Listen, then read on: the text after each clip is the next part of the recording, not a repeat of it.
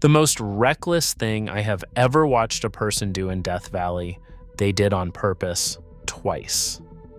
I will get to that one, because it is number one on this list, and it is the reason I built the list at all.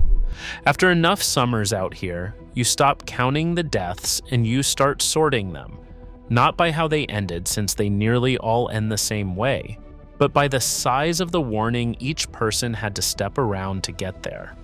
Some people wander into the worst place on the continent by accident. Some walk past a sign, some walk past a ranger, and one of them walked past a direct order to leave and came back. This is the countdown. 6 of them, from the merely fatal to the almost unbelievable. Welcome back to Doomed Departures. Everything you are about to hear is a composite story. No real person is named, no exact date is given, and the people in these 6 are inventions, assembled from real patterns, real closures, and the real and specific ways this valley kills the people who mistake it for a backdrop. But the heat is real. Every number is real. And the lesson that connects all 6, the one I have never once managed to fit onto a warning sign, is the same from the least reckless of them to the worst. The desert does not care who you are, how strong you feel, or how far you drove to be here. Let me count them down. One more thing before I start the count. I ranked these by recklessness, not by tragedy, and those are not the same thing.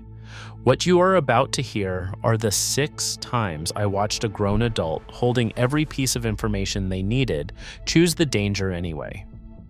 That choice is the thread, and I want you to watch how it grows, rung by rung, from a group that simply did not take the desert seriously, to a person who took it so personally, they drove back to lose to it on purpose. And I do not tell you any of this to feel superior to the people in it, and I would ask you not to watch it that way either. Every person on this list was, in some way, someone you know. The confident one, the prepared one, the one who could not stand to look weak, the one who was sure the rules were meant for other people. Put any of us in the wrong place on the wrong day with the wrong thing to prove, and the line between the people who watch a video like this and the people who end up in one gets very, very thin. That is the only reason a list like this is worth making.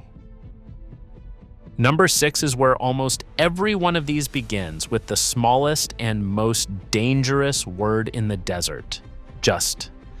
It is just a hike. It is just a little heat. A group of them came out one July, dressed for the version of a hike they had done 100 times somewhere green and forgiving, in the wrong shoes, with one small bottle of water between them, because they had shrunk the hottest place on the planet down to the size of a thing they had already beaten. They set out in the early afternoon, which is already the wrong answer, onto a flat and easy trail. And the flat and easy trail did exactly what this valley's flat and easy trails are built to do, which is feel wonderful on the way out. There is no burn, no climb, nothing that says stop. So they went farther than they meant to, chasing the next view, because nothing hurt yet, and out here nothing hurting is not the same as nothing being wrong. The heat was already spending them, they just could not feel the bill. That is the specific cruelty of dry desert heat. In air this dry, the sweat that is supposed to warn you vanishes the instant it reaches your skin, so you never feel soaked, never feel like you are working, never get the wet, gasping signal a humid day would give you. You feel, if anything, comfortable, right up until you are not, because the one gauge your body trusts to tell you how hot you are has quietly been switched off by the very thing killing you. They walked out feeling fine, because feeling fine is exactly what this heat lets you do while it empties you. Then they turned around, and the way back was the same distance in twice the heat, with almost none of the water, and the desert collected the difference in full. They did not die of a mountain or a cliff or a storm. They died of the word just, the most underestimated killer in the entire park. They are number 6 because they never even saw it coming, and every person above them on this list did. Number 5 saw the danger clearly and decided to beat it. Where the first group underestimated the desert, this one came to conquer it. And conquer is the single most dangerous verb a person can carry out here, because the valley cannot be conquered. It can only be survived, and the gap between those two words is the gap between a good story and a recovery. He had trained for it. He had gear, some of it genuinely good. He had told everyone what he was going to do, which is its own quiet trap. Because a person who has announced a conquest to an audience cannot easily announce a retreat to them. So when the Heat started winning, and out here it always starts winning, he read the smart move, the turnaround, as surrender, as failure, as the exact thing he had come all this way not to do. He pushed. Conquering is pushing. And the desert does not respect pushing. It has watched stronger, fitter, better prepared people push against it for 10,000 years, and it has outlasted every one of them, because it is not in the contest he thought he had entered. He believed he was fighting the valley. The valley was not fighting back. It was doing what it always does, which is simply wait for a person to run out of the one thing he did not think to bring enough of. There was a moment, there is always a moment, where the desert offered him the exit. A patch of shade, a wave of dizziness, a number on a thermometer, some plain signal that said, this is the turnaround, this is where the smart ones stop. He read it, and he overrode it the way he had overridden every doubt that ever stood between him and a goal, because overriding doubt was the skill that had made him.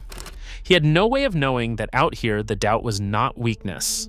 It was the last accurate instrument he owned, and he had trained his whole life to ignore it. He is number 5, and not higher, because at least he respected the danger enough to prepare for it. He just prepared for the wrong war against an opponent that was never swinging. Number 4 had a way out and signed it away.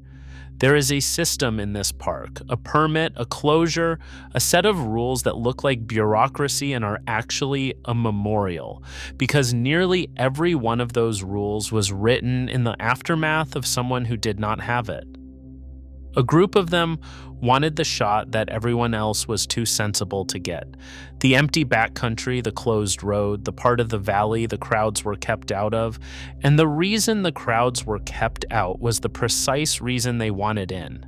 So they stepped around it, they skipped the permit, they went past the barrier, and they took themselves out to the stretch of desert the park had specifically decided was too dangerous to let anyone wander into that season. They were not stupid people. They were something more dangerous than stupid, which is exceptional in their own minds, the kind of people who look at a rule and assume, without ever quite saying it, that it was written for someone else. And the backcountry did to them what the backcountry does, which is quietly remove every safety net those rules exist to provide. The marked route, the checked schedule, the someone who knows where you are and when to worry. When it went wrong out there, and out there it goes wrong quickly, there was no system left to catch them, because they had personally opted out of it at the barrier. That is the part people do not understand about a closure. It is not the park deciding to be difficult, it is the park telling you in the plainest language it has, that if something goes wrong past this point, it cannot reach you in time. That the distance and the heat and the terrain have already been measured against a rescue and the rescue lost. When they stepped around that barrier, they were not beating the rules. They were stepping outside the range of anyone who could have saved them, into a place that had been closed for the single reason that it kills faster than help can arrive. They are number 4 because the permit they skipped was not a formality. It was a rope lowered to them by everyone who had died before, and they let go of it on purpose. Number 3 did the thing that still gets under my skin, even now, even after all the rest of it. They did not just ignore a warning, they performed against it. A ranger doing precisely the job the public pays him to do stopped them and told them the plain truth about the heat and the hour and the little they were carrying, and instead of hearing a word of it, they filmed him. They turned a man trying to save their lives into content a bit, a character in the story of their perfect day, and they posted the clip of themselves laughing at him before they had even walked out onto the ground he was warning them about. Contempt is a kind of armor. It feels like confidence from the inside, like being the sort of person who does not get pushed around by fine print or park rangers. But armor that thick keeps out the one thing that might have saved them, which was a stranger telling them the truth for nothing, asking only that they listen. The clip did well, I'm told. It traveled, and for a while it kept being funny, kept getting the ranger wrong, kept being right in the eyes of an audience that did not yet know the ending, long after the people who filmed it had stopped being able to laugh at anything at all. And I want to say something about that ranger, because he does not get to defend himself in the clip. He was not the joke. He was the most competent person in that entire interaction, a man who had watched this heat take people and who walked out into it anyway to try to keep two strangers from being next. And his reward was to be filmed, mocked, and posted, and then to be proven right, which is the worst way there is to win an argument. He would have traded being right for being listened to in a heartbeat. He never got the choice. They are number 3 because they did not merely walk past the warning. They mocked it on camera on their way to proving it right. Number 2 walked out onto the most beautiful trap this valley owns. The dunes are the photograph everyone wants, that clean sculpted sweep of sand and shadow and light, and they are also quietly some of the deadliest ground in the park because they take away the 3 things a person needs to survive out here, and they do it so gently that you never feel the taking. They take away shade because there is none, not a scrap, not anywhere. They take away water because nobody thinks a stroll on some sand requires much of it. And worst of all, they take away distance because dunes have no landmarks, no halfway point, no honest sense of how far you have walked or how far is left. So a person keeps going, chasing a cleaner ridge, a better angle, one more shot, feeling strong the entire time, and never once feels the return trip growing behind them until the return trip is longer than everything left in the tank. They walked out toward a picture on a 120-degree afternoon, and the sand, which runs far hotter than the air, cooked them from below while the sun handled the rest. The salt in the sand out here can reach close to 200 degrees in the full sun, a number most people never think to check because they are watching the air. And the heat plays one last trick on the dunes, the oldest one, the mirage, bending the light so the car they walked away from shimmers and lifts and floats on a lake of heat that is not water and has drowned people all the same. By the time they turned to look for it, it was a small, dark smudge that seemed both nearer and farther than it was. And the walk back to it was the one walk they no longer had left in them. Beauty is not the opposite of danger out here. Beauty is the delivery method. They are number 2 because the dunes never once looked like a killer, and that is the entire reason they are one. And number 1, the most reckless thing I have ever watched a person do in this valley, and the reason I built this whole list in the first place. They had already been told, not warned, told. This was not a person who walked past a sign they had never read or a ranger they had never met. This was a person who had already been turned around once on the record by the people whose entire job is to make exactly that call, and who came back anyway to the single least forgiving place on the continent for the specific purpose of proving that the people who had turned them around were wrong. Sit with the size of that for a second. Every other person on this list was running from something. A bad plan, a hard mile, an ego they could not set down. This one drove back toward the danger on purpose, to win an argument with a desert that does not keep score, does not remember a face, and will not be standing there tomorrow to admit that it was beaten. There is no clever way to survive that state of mind, because the state of mind is itself the fatal condition. You cannot out-prepare a decision to go and find the exact thing that has already very nearly killed you once. The valley did what the valley always does, without malice, without memory, without the faintest idea that it had just been challenged to anything. Because it does not accept challenges, it only keeps a ledger of who prepared and who did not in the one currency it has ever dealt in. I have thought about that person more than any of the others because the rest of this list is made of mistakes, and mistakes I can understand. Underestimating, overreaching, cutting a corner, getting cocky.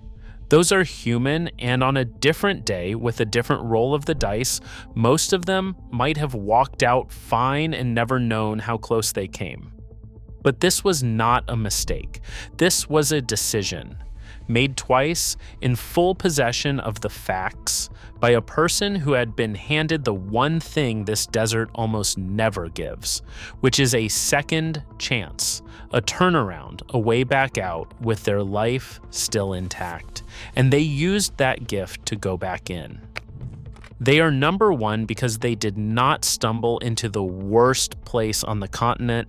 They were shown the door out of it, and they turned around and walked back in. So there it is, 6 people, 6 different faces, 6 different sizes of mistake, and every single one of them died of the same thing underneath, which was not the heat, not really. It was the certainty. It was the small, quiet decision made in an air-conditioned car with a full bottle of water and a phone with signal that the rules on the sign were written for someone weaker, someone slower, someone less prepared, someone who was simply not them. Certainty is the through line of every death in this park that did not have to happen. Not stupidity, certainty. The two are easy to confuse from the outside, but they are opposites. Stupidity does not know the danger. Certainty knows it and decides it does not apply. And there is no amount of intelligence or fitness or money or good gear that protects a person from the specific error of being sure. Because being sure is the exact thing that makes a person stop checking. The desert does not read the sign either. It just gives every person exactly the experience they prepared for. And not one of these 6 had prepared for the place they were actually standing in. The desert is not evil. I need you to hear that, because the mythology of a place like this always drifts toward the idea that it hunts people, that it is cruel, that it wants you.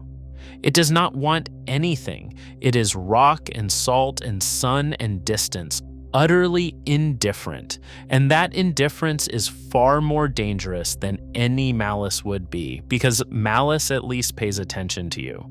The desert does not. It will not notice you struggling. It will not slow down because you are young or fit or important or having the best day of your life. It simply keeps being what it is and lets you find out at your own pace whether what you brought was enough. So let me ask you the one that matters, and I want you to be honest with yourself before you answer. Out of all 6, which one would you have walked past a warning to do? Not which one was dumbest.